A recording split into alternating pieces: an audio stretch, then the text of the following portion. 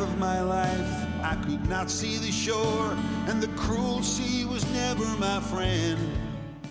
Most Canadians are familiar with Alan Doyle for his music, either as a solo artist or with Great Big Sea.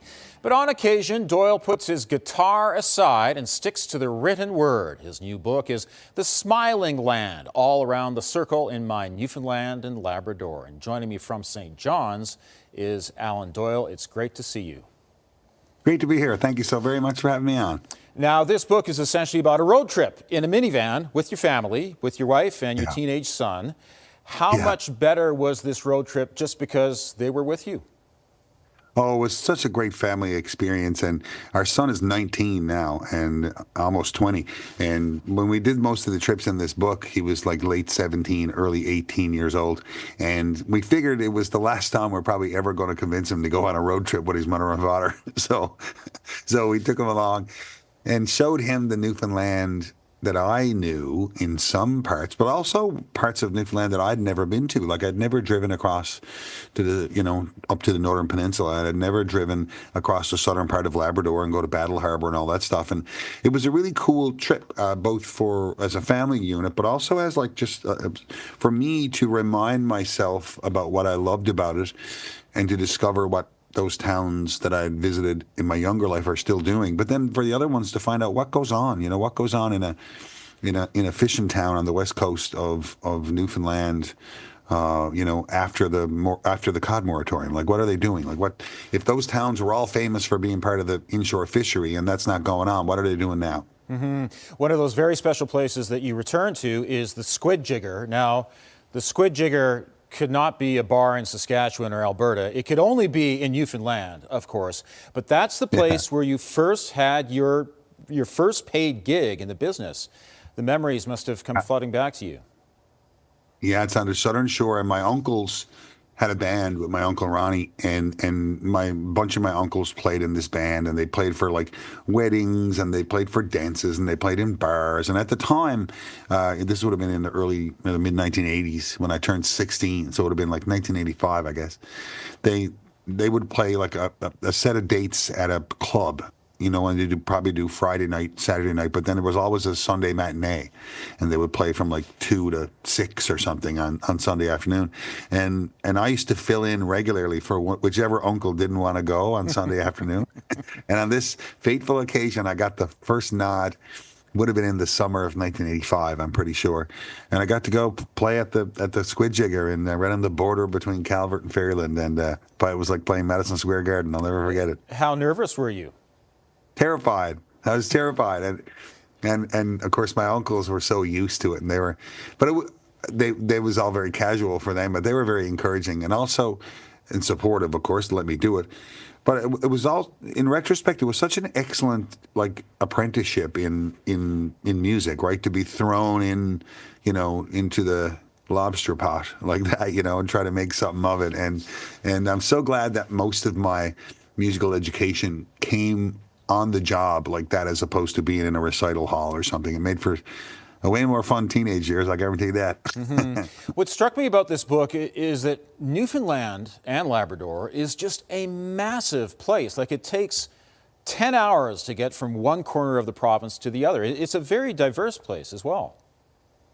I got to tell you, I'm somewhat embarrassed to admit that it even shocked me how big Newfoundland and Labrador is. Like, I've driven around it many times, but I'd never left St. John's, drove across to Grossmore National Park, and then turned right and went up the Northern Peninsula, and then got on a ferry, went over to the south coast of Labrador, then drove across the south, eastern tip of Labrador. It's like, we on that one trip, I think we were approaching 4,000 kilometers by the time we got the van back in St. John's. It's like, it's a territory of a place that it's incredibly varied and diverse geographically as you go.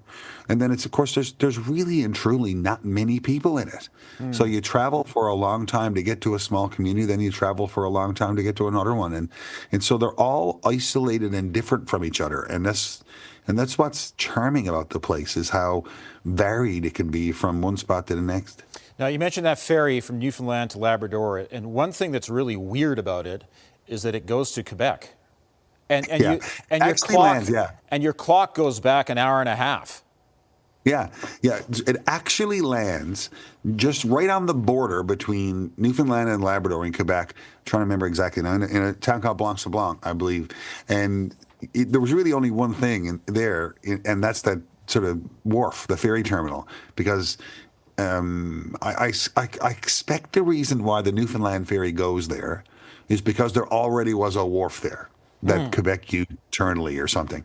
And I could never get anyone to confirm that for me, but I strongly suspect that's what it is. So the Newfoundland ferry leaves Newfoundland, where, say, it might be noon, right? And then it arrives over on the other side in Quebec, not in Atlantic Canada, but in Quebec, where it's 10:30 in the morning. And so, and then you get off the ferry and it says 10:30, and it sounds very shocking. And then you drive about 40 feet and you're back in Newfoundland and Labrador, and it switches back to 5 after 12. And it's like, it's this crazy time jump that you don't see many other places. But that's, again, the weird and wonderful Newfoundland and Labrador is what I explore a lot in this book. And I make no bones about it that it's a very strange and wonderfully weird place, and I think that's a very, very good thing. Now, Alan, you've just wrapped up a run of your play Telltale Harbor in Toronto. It debuted in Charlottetown. You've done Toronto. Okay, so what's next? Will it come to Western Canada? Will it go to Broadway, for example? I'd love to take it everywhere because it's such a great night out and people loved it so much. We sold out every night in Toronto, and there's talks of us trying to bring it back to Toronto for a little bit in 2026. And I know that we're actively on the lookout for other places that will have us. So if you know, maybe the good folks in Alberta would like to have a great night out with Telltale Harbor, I'd certainly love to do it. Yeah, I'd love to see it as well. You seem to have the best of both worlds here in that you write books, you perform music, you write and perform in plays. How do you like the variety of that, where you just wake up in the morning, it's like, what do you want to do today? Oh, I feel really lucky, to have all these sort of tentacles to my musical life. I still think of myself as a guy in a band. That's my job. I play in a band for a living. And I'm so happy to if that was all I did, I'd be very happy as well. But every now and again these things come up. Like all the film and television stuff really came to me. When they needed somebody like me to play that lute over there in Robin Hood, and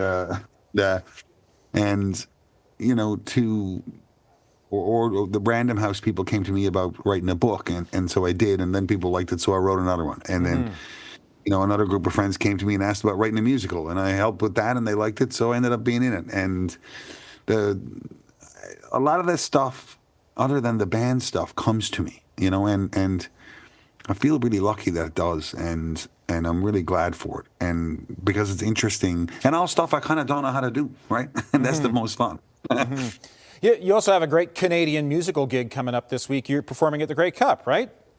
Yeah, I've done that before too with GBS and myself and me and my beautiful, beautiful band, just to go and be part of the weekend celebration. Like I'm pretty 99% sure we did it in Calgary one time, actually. Yes, maybe even more than once. I remember a great time in Calgary, ending up at the James Joyce pub after a gig, and I'll tell you the story of that later on. But it was always a good fun to be part of the Grey Cup weekend because it's so Canadian. It's such a Canadian thing. So we're off to Winnipeg this week to play sort of one of their sort of beer garden celebrations on the Friday night, I think. Yeah. So then I make my way to Calgary the following week for WordFest. Now, I've asked you about what you're creating these days, but I do have to ask, what do you listen to? What music captures your fancy these days? I tend to be surrounded by people who play music all the time, and I mean that like they play their own music and music like musician friends of mine, but at my house I'm almost never in charge of DJing, because when I work down here in this studio, right, and by the time I go upstairs I'm kind of musiced out a little bit. So I don't want to be in charge of what's playing on the speaker, so everyone else is. So which has served me quite well, because I tend to listen to stuff that I wouldn't have chosen. So I end up discovering new music, and I end up hearing, older things that I wouldn't have picked myself, and remind myself, oh yeah, that Steely Dan record is actually quite good. So I kind of listen to music incidentally, if that makes sense. Well, and I imagine your son's influence, if he's 19, might be rubbing off Yeah. on you by now as well. Oh, look, the greatest thing that ever happened to me was there was a period between like 14 and 17 when he loved 80s heavy metal. So I'd walk down the hall and I'd hear Ozzy Osbourne and The Final Countdown blaring up the road. I loved it so much. Finally. So beyond WordFest and beyond the Grey Cup, you've got a tour coming up, which will include a gig in Calgary, but several gigs in the U.S. as well. How do audiences in the States respond to your music? Oh, great. We started playing in the U.S. with Great Big Sea in 1997, I guess, or 8 or something. And we built up a decent following down there, and that's followed me ever since. So I think we start in Maine or something, and we end in Seattle. And before that, we do Canada first, of course, and we start right here in St. John's, and we make our way west, and we have a wonderful night in March at the Jubilee auditoriums in both Edmonton and Calgary, and so looking forward to that. And the East Pointers from Prince Edward Island are joining us on that tour, and it's going to be a glorious Celtic night of East Coast fun. Sounds like a wonderful time. Alan, thanks very much for speaking with us today, and congratulations once again on the book. See you soon. All right, thank you. And Alan Doyle's new book is The Smiling Land, All Around the Circle in my Newfoundland and Labrador.